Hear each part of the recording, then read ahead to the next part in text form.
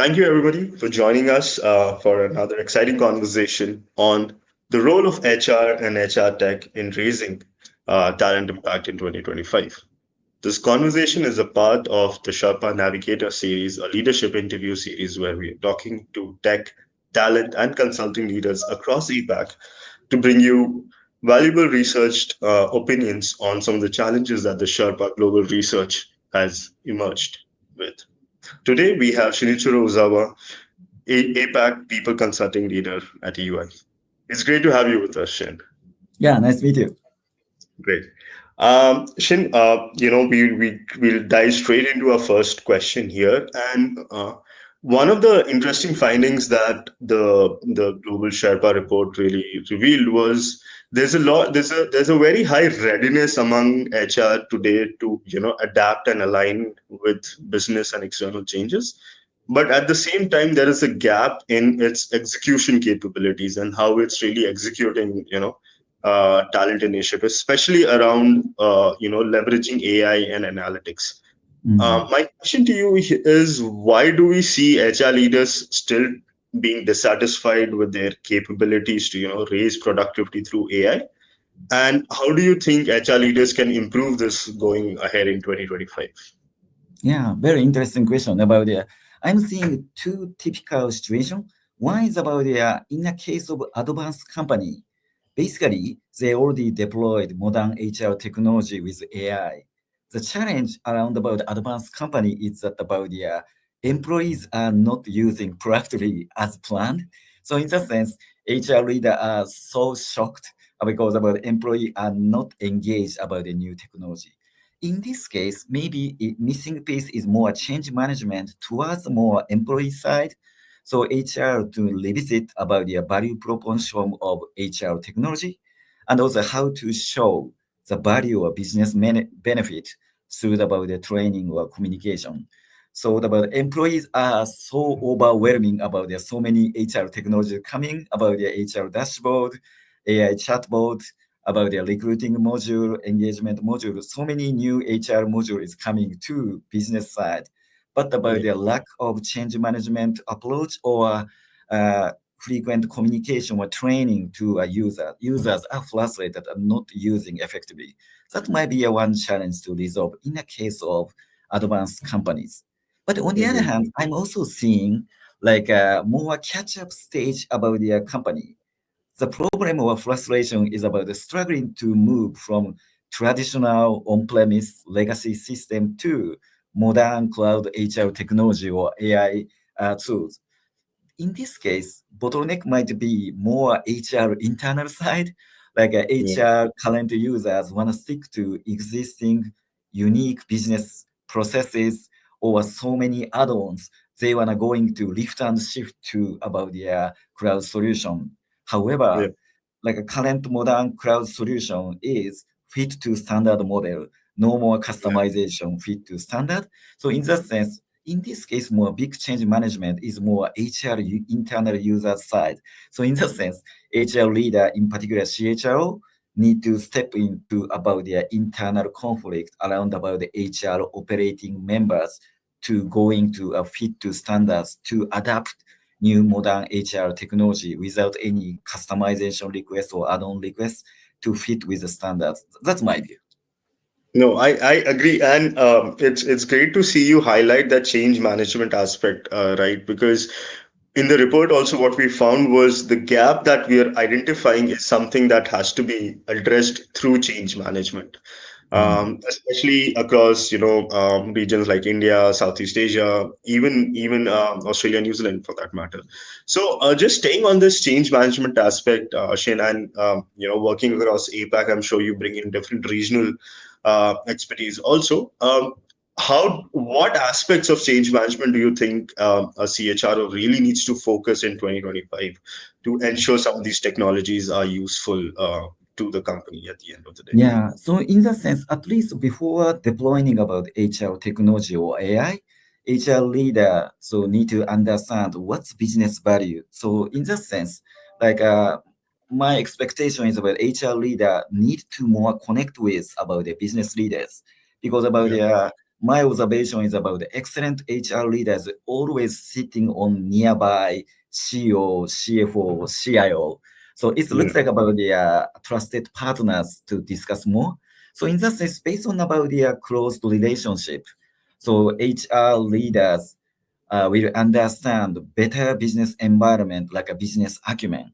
So in that sense, I would expect about the HR leader need to validate which area or which issue should be most critical or prioritized should be in each company. Because about my view is about not fit size all.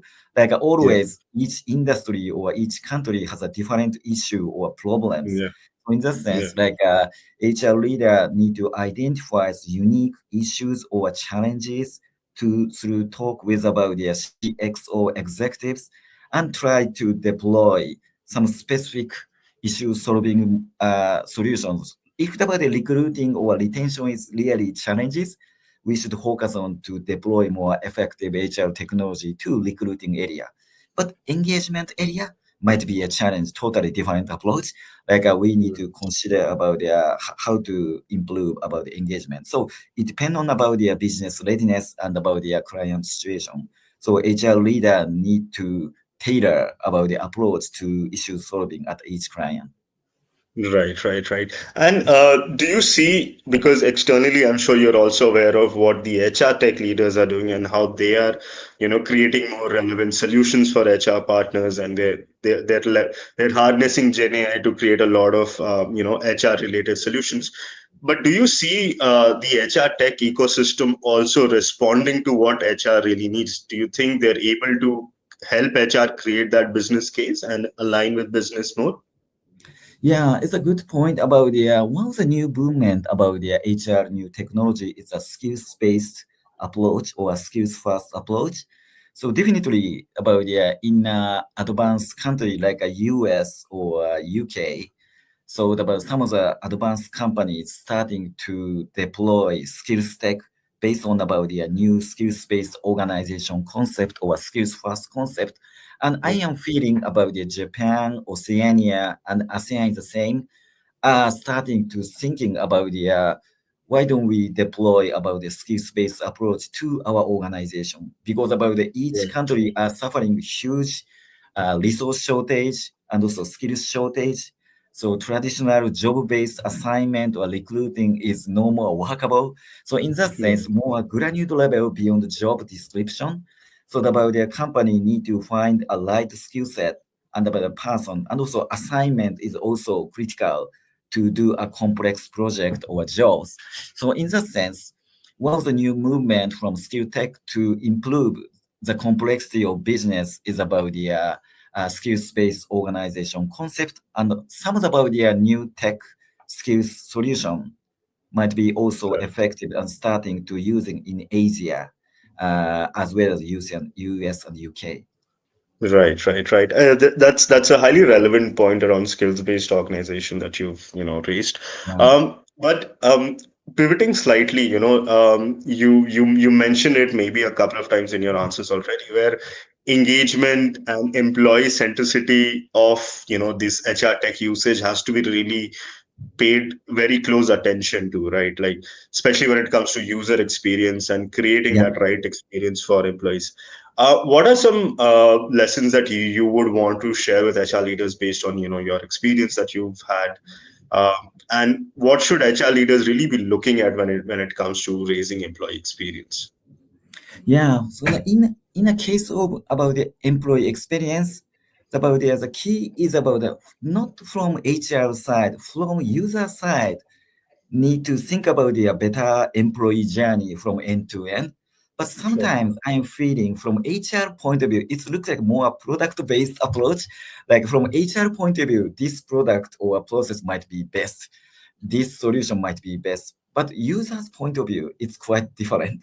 So in that sense, Absolutely. how to change the mindset about not thinking from HR side, should thinking from user's side, and also based on about the user triggers, how to streamline about the HR business process or user experience. For example, in a case of recruiting, sometimes happen about the onboarding process about this stuff is managed recruiting Yes. process, this person is managed, not communicating at all. From user point of view, how to contact with me, with the right person. So in that sense, but if about the user side view, this should be one integrated business process effectively.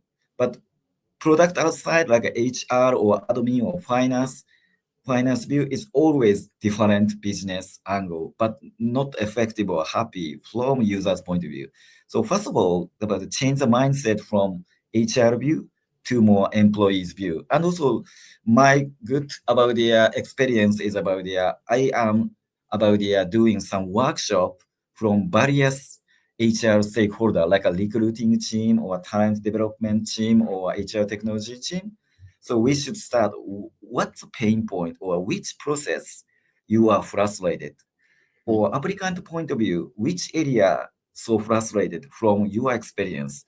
So the various stakeholders get together to streamline a total employee journey and identify which is a pain point, which is an improvement point. So in that sense, the different stakeholder is get started to think one approach from user's point of view. That might be more effective to more better user experience approach rather than traditional approach.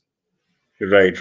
And I love how, I think this is definitely a movement within HR, but not a very aware movement where Yes. employees have to be taken as an end user and not as, isolated departments that the employee is Yeah, going through. that's correct.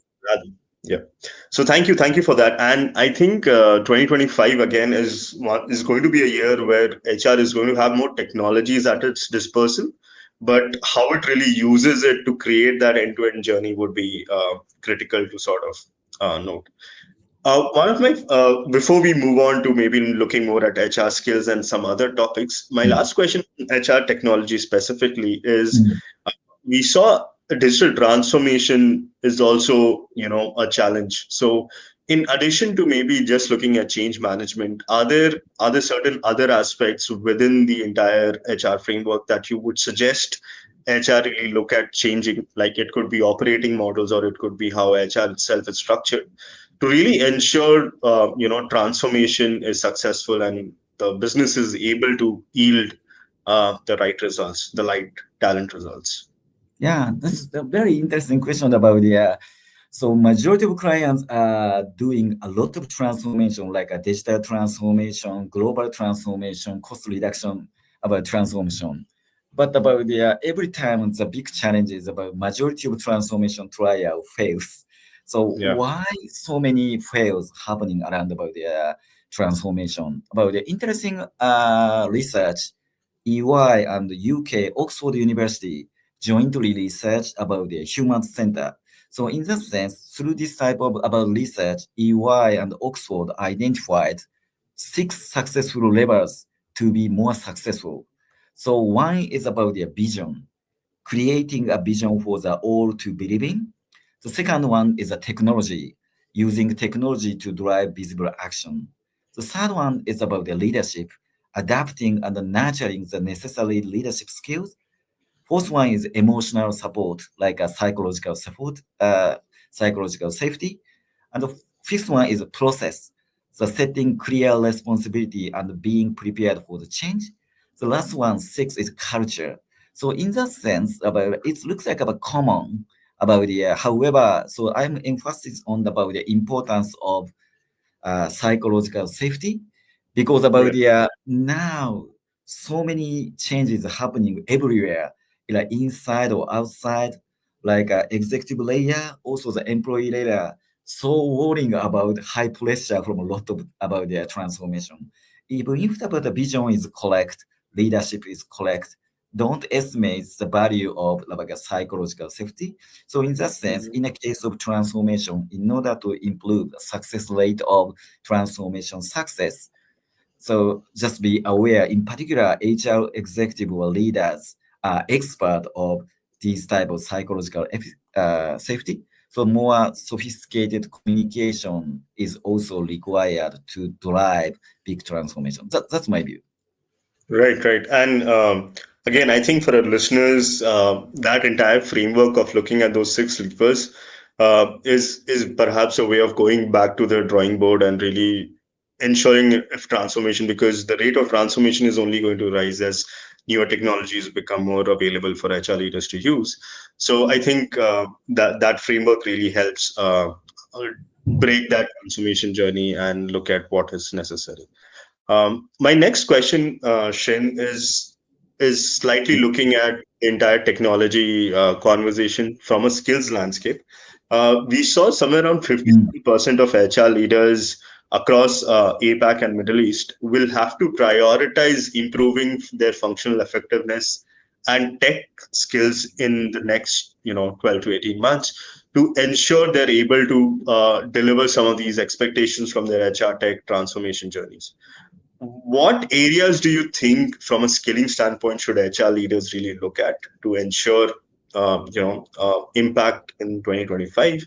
And what are some competencies that you think are now indispensable for the modern HR team in 2025? It's really difficult question to me. I'm also about trying to talk a lot about the skills-based organization. So which areas should be more invest to improve about their skill capability. But my observation is that from HR, it depends on about their layer of role. Mm, Interestingly, my observation is that about in the case of top layer like a CHRO or CPO, so they don't require traditional HR competency skills such as like a compensation know-how or union yeah, management know-how.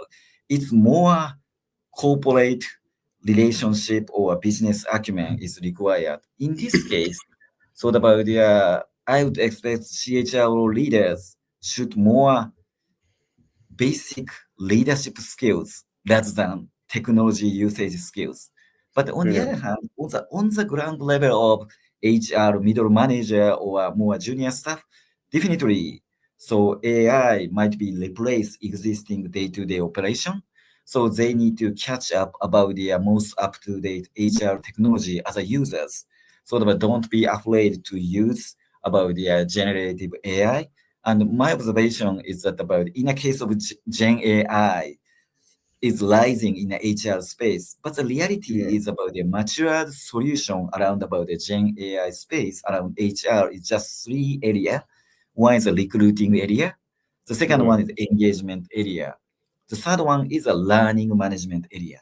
So yeah, in these three area, so many new generative AI is adapting right now. So I would expect about the in charge of recruiting members, engagement members, and also learning development members yeah. need to catch up AI quickly rather than other compensation and benefit or other areas.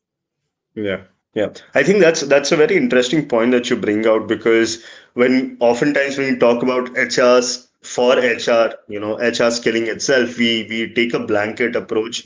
But what I'm hearing from you is to look at where AI is going to impact the most, look at how Yes. recruitment, L&D, look at the engagement aspect, and ensure HR partners and business partners working in these areas are skilled the first, and they are proactively skilling themselves. So I think that's a very interesting point, and a more impactful way of looking at how HR should be skilling itself.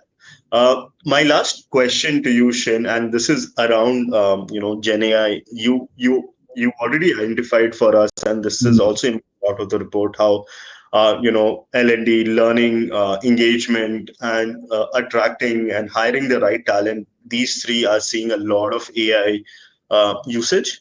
But where HR leaders are really struggling is using AI to raise productivity, and AI to create those better employee workflows. What are your suggestions there in terms of looking at how the potential that AI has? How should HR leaders really look at productivity, raising productivity in the coming year? So in the sense about that's true about so many people are curious about the Gen AI, but in reality is about even if they are receiving about the AI tool in a day-to-day operation, they are not using about the Gen AI at all on the day-to-day operation. It's a huge gap about the attractiveness versus actual usage. How to how to say, fill in this gap is that about a few thought I am thinking. One is about the we should create super users in the HR field. Like always about the once someone might be super user, but with who is well known in about the AI solution. So he or she can provide some insight or training to or majority of people. So in that sense, Right. this type of train the trainer approach, like based on about the super user, is very critical because always on the ground level, about the people can identify, oh, in this space, we can utilize about the Gen AI effectively. I realize. So always try and error.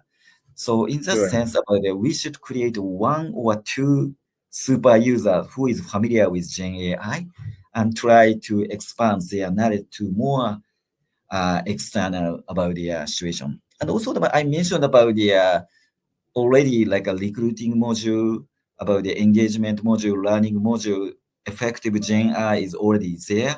So first of all, about the HR should focus to use Gen AI effectively in a three area space.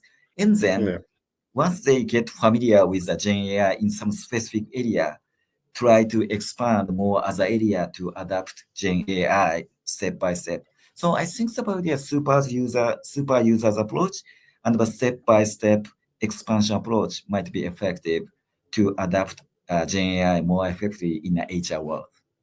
Right, Shin. Again, thank you, Shin, for all of those opinions. And as a listener, I think there's a lot to unpack in those answers that you've given us, and there's a lot for our listeners to take back and maybe hopefully take it to the implementation stage also.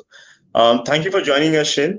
With that, but before I end this conversation, since this is a 2025 five future forward kind of conversation.